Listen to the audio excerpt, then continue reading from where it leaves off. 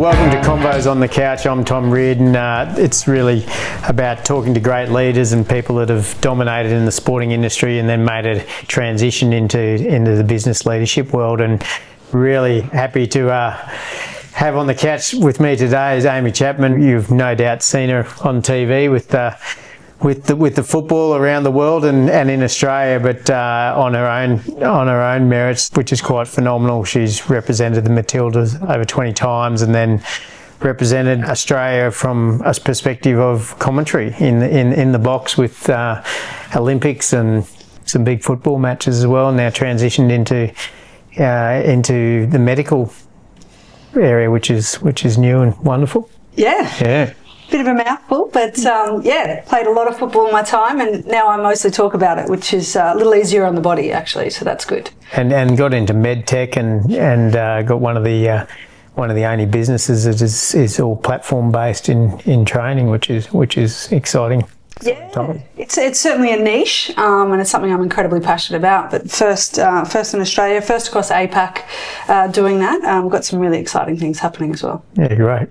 Now, about a month ago, we had a red wine and a steak, and you were telling me, well, I was prizing into your football career over in England, and then dragged across to LA for a period there, and it was the same time that Beckham had made the big move over there, so there was unbelievable hype. So it would have been a really exciting time to be involved in football in the US. Run me through that and how that all eventuated, and the hype, and trying to tone down the hype around it and get focused on what you needed to do, I suppose. Yeah, I'll probably tell the story better after a couple of wines. I obviously played a few seasons in Los Angeles, which was incredible because women's football over there is huge. It's by far the biggest sport, much bigger than men's football over there.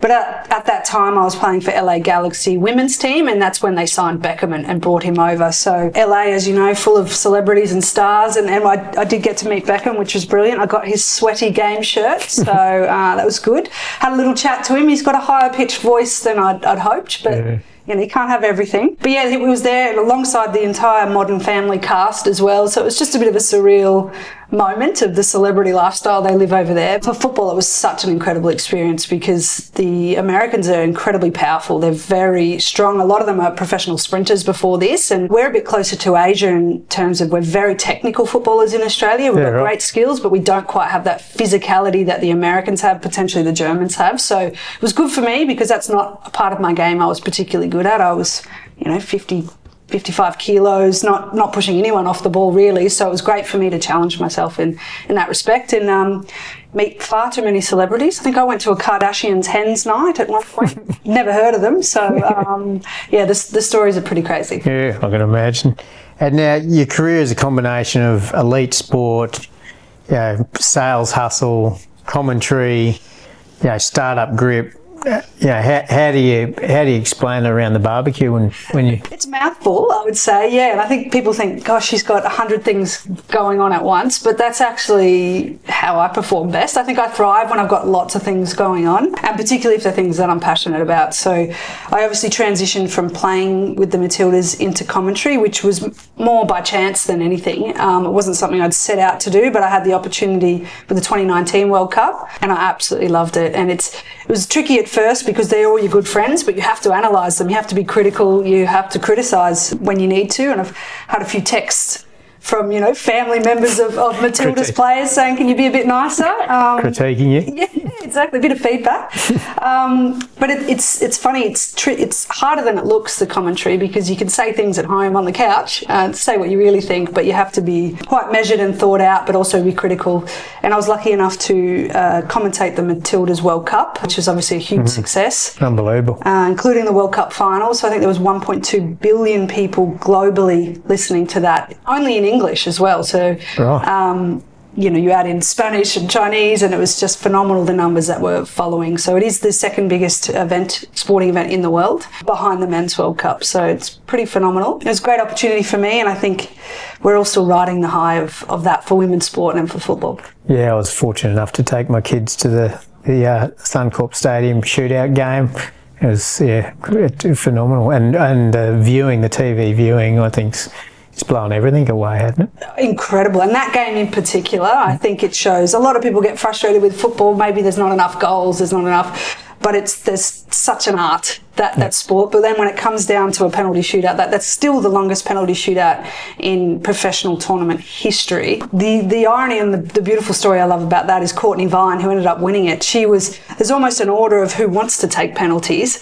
So your first 15 people have gone, and then you're down to the people who are sort of a little more hesitant, and she ends up being the unsung hero. So a fascinating story. And Mackenzie Arnold, that really good friend of mine, I grew up playing alongside her for a really long time. So to see the success that they had off the back of that has just been incredible. And moving from football and commentary and now into, you've done a lot in the theatre space, which is obviously high pressure as well when you've got surgical apparatus being put into people while it's all happening and you're having to sit into the theatre. Was there some learnings, I suppose, from your footy days across to that area of you? Yeah, a very steep learning curve, I think. And sometimes I think you have a little bit of, corporate insecurity because you've been playing sport at such a high level that people might look at you and sort of think, well, you don't have the in-theatre experience, you don't have that clinical experience that we would expect. But actually, I then had to learn and lean into the fact that my background is interesting, and that's what makes surgeons want to work with you. And as long as you are very clinical in what you need to know and you understand that to a T. I think there's a lot of confusion about what it is, what MedTech is and what medical devices is. But I'd had 7 knee operations throughout my footballing career, including 3 ACLs. So that was what ended my career. So I always had a really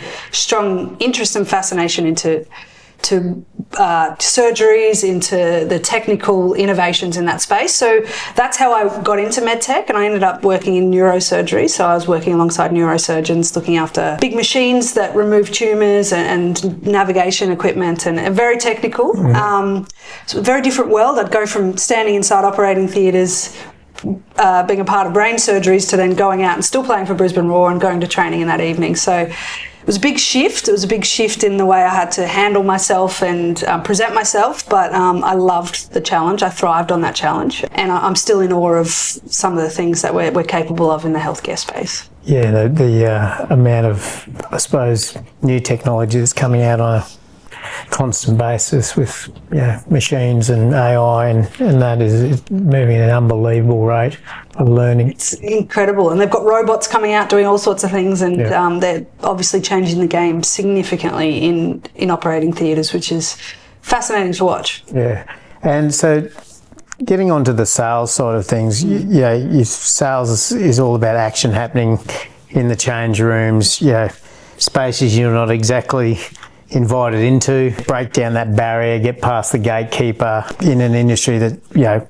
potentially feels like a boys' club in some sales arenas still. What's your strategy when you know you're not getting the same access, and how do you break down those barriers?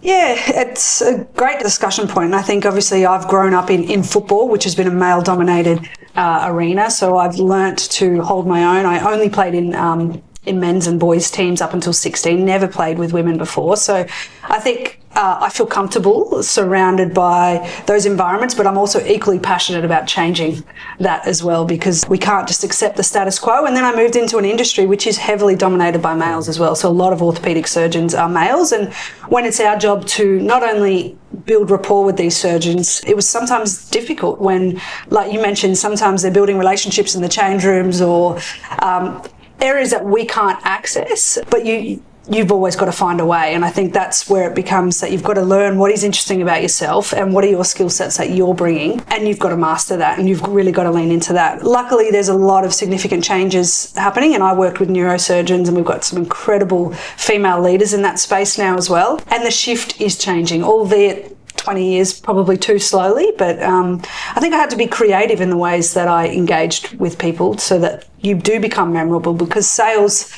especially with Me Too products or like-for-like products, you really do have to stand out and be memorable and be interesting. Otherwise, they probably won't want to work with you. Yeah, making that impact initially as well, so you stand out. But also, I mean, you've done startups there, and startups in any business. We've been fortunate enough to do a few over the last decades. It's about making those decisions quickly, isn't it?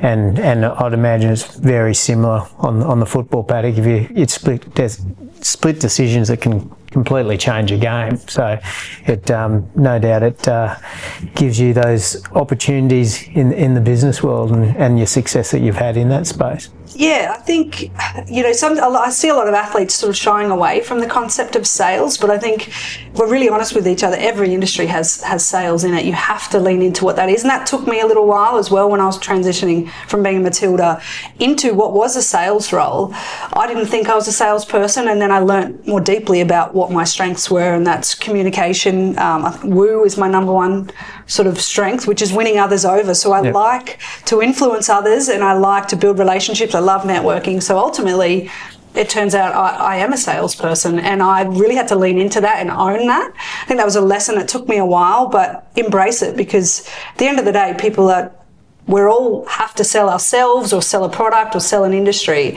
So you've got to find what your skill sets are that you can bring to that. And I think once I learned to embrace that and own it, we're all business people at the end of the day. We're all trying to achieve something. I think it's a clearer path. Yeah, I mean, if sales isn't happening, every business dies, doesn't it? Give me the rundown. I suppose you've had a career that's sort of spanned a long time, and then had an opportunity to come back into that straight away into the commentary role, and been commentating some unbelievable events like Olympics, and the pressure that must be on while calling those games to make sure you get it right. Run me through that. Yeah, well, I think it's like anything, and perhaps it's the inner athlete, where you almost want to be a perfectionist. You want to master every single element of whatever that job requires, and I think I apply that to everything that I do, and commentary even more so. It doesn't seem to the casual listener that it's that complex, but I've hosted games that are North Korea versus South Korea, so even just distinguishing the names and pronunciations, that is about 4 days worth of work, and ensuring that we are accurate with the information that we're giving. You need background on all these players, and in real time, you're having to describe what you're seeing beyond the obvious. It's easy when I'm doing the Matildas, because I naturally know all these players, I know their ins and outs, but it can be trickier when there's a bit more stakes on the line, and they're teams you don't know quite as well, not quite as familiar with. I've also was the first female to co-commentate the A-League's men's games, so that was really important for me. And gender truly is irrelevant when you're actually just watching these games and you're articulating what you're seeing, and you're criticising or you're outlining the plays that's happening in front of you.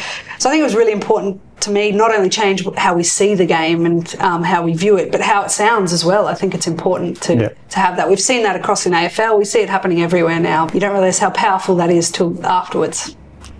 Talk about high stakes. You'd be high stakes for the North Korean players in that game versus South Korea. Yes. I missed out on one tour. The Matildas have been to North Korea a couple of times, actually. They have some incredible stories there, and I've stayed next to the North Korean team, which was fascinating. Very fascinating dynamics, and the power of sport on the political and economic stage globally cannot be understated. Now, I'm almost certain that North Korea don't like to play in the same tournaments as South Korea, so there's a lot of nuances, but it's amazing that sport can really bring everyone together, and actually there's a united language there as well, so I think it's quite incredible. What's one bit of sales BS you refuse to play along with, and why? It's a bit of a tricky question, but there's plenty of BS out there in the sales arena, so... Yes. Yeah, there's so many fluffy sayings, I think, that I get a little bit frustrated with. I think main things are you've got to find what works for you. If you're a very strategic, analytical person, then you need to lean into that and find a way to use that skill set in sales. For me, I'm a networker, I'm a relationship builder, so that's how I ensure that I set out my week where I'm getting to do what I do best each week. And I think the other one, is the whole... is a big, hairy, audacious goal. I think people use that across the board, whether it's personal life or in sales and in business. But I actually think it's the everyday wins. It's the everyday hustle that actually builds successful businesses. It's not leaning towards, I need to win that major contract. It's everything that you do every day. I think that's a much more powerful message, that those small habits create success as opposed to it's all about consistency, isn't it? If you're doing it week in, week out, you're going to have an impact in 3 months. Or 6 months. If you're doing it week in, week out and you stop for a month, well, it's pushing everything back a month. So it's all about that consistency and flow of sales. You've worked with some of the unbelievable elite coaches in the world. What's some leadership traits that you see in some of those elite coaches? Yeah, great question. I think we've chatted about this as well over our wine, Tom. There's a couple of things that I've seen with really successful coaches, and I think in sport there's three major things that you need to do really well. We've seen, even with the Matildas, our best performing team in terms of FIFA rankings, I think we were 5th in the world. We have a phenomenal technical coach. He did manage to get the absolute best out of each of one of his players. So on an individual level, are you able to get the best out of these talented people in your team? Yes, tick. Were we getting the results? Yes, tick. But the culture was not there. So that, unfortunately for him, was a sackable offence. And then you bring in someone who has excellent culture but wasn't able to get the results and or wasn't able to get the best out of those individuals. So it's a combination of those three things. You need the results, the performance. You need to, on an individual level, be getting the best out of each of your players. And you also need to have a culture that balances both the high performers and those that are not in their peak at that time, and get that balance across the board. If you can nail all three of those, you'll have a longer, more successful tenure within sport than you would if you just do exceptionally well at one and forget the other two. So yeah, it's interesting because it's similar when, we've done a lot of acquisitions over the years, and the businesses you look at, culture's one. We've walked away from a lot of businesses because the culture would never fit with ours. Management buy-in's another key thing. So it's, as you touched on, and then it's sustainability. So it's, the constant earnings, but in a sporting context, it's the sustainability of the players and how they're performing and to continue on. It's interesting, very similar to what you look at in a business from an acquisition perspective as well. And I think ultimately the foundations have to be there. They have to be strong. It's a cliche, but defence wins you tournaments. Attack will win you games. You're going to bring in these sales high performers that will come and they'll probably go again because they are getting headhunted. But ultimately what gives you success long term is that foundation. It's the defence. It's those everyday wins and managing those top performers alongside the foundations. I think it applies very strongly to business as well. Now, what's a hard truth about leadership that many people ignore, or they sugarcoat it? And is there anything you can call out there? You know what I've realised coming into corporate from sport is the ability for people to give and take feedback. I think sports people are obsessed with feedback. If you're not getting feedback, whether that's negative or positive, you're not actually in their sights. They're not thinking about you in the broader system. So that would give you panic and anxiety. Whereas in the corporate world, people are not as open-minded about feedback. So I think that's been something I've been really surprised. I think that people need to be much more open-minded about it, and leaders need to be more strategic about how they are actively giving feedbacks, because that also reassures the individuals that you're a part of their plans. You're a big, important cog in the broader business. So I think that's one thing I've learned. Yes, I'm desperate for feedback all the time. I'm in desperate, positive and negative, and I think good leaders find out a way to deliver that in a meaningful way. It's probably similar to training, isn't it, from a sports perspective versus a business perspective. In the sports perspective, you may train for 95% of your time for a 5% game time, where business can be completely reverse, or it could be very minimal training for your tasks that you actually have to perform. I mean, we're very large in our business around training and upskilling and making sure that we're role playing and all the rest of it, but it's very different to the perspective from a sports side, where it's all about training for the game day so that you're 100% on the game day, where I think business miss that a lot from their side, where they just don't train enough and they don't critique themselves enough. Yeah, you're spot on. 9 out of 10 sessions you have with the team or with your leader are actually in a training environment for that one day where you need to deliver, for that one opportunity or pitch, whatever it might be.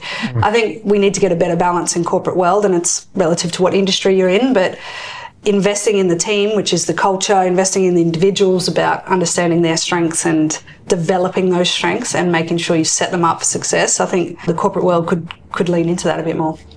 Now I'm going to hit you with 5 quick questions. Oof. So best of luck. Hold on here. So just answer whatever comes to your mind first up. Okay. So worst buzzword in business right now? Lead generation. Yep, good one. You go to when you're completely fried at the end of the day? a glass of Pinot and a dog park in the playground with the toddler. Yeah. One thing you're terrible at that your team will secretly save you from? Getting out of conversations when it's done. I get stuck often. With your sales drive, I'd imagine your administration isn't 100% Also either. very poor, very poor. Yeah, it's a general trait for all salespeople in every business. Prioritise coffees over admin, absolutely. Yeah. Your best golden nugget every leader should know. Set your team up to do what they do best every single day. Yeah, perfect. The best thing you've read or watched lately that actually taught you something? I'm reading a book by Gina Chick, who won the Alone series, first female to win the Alone. She is incredibly grounded. I'm learning so much just about dealing with all things in life. Incredible book.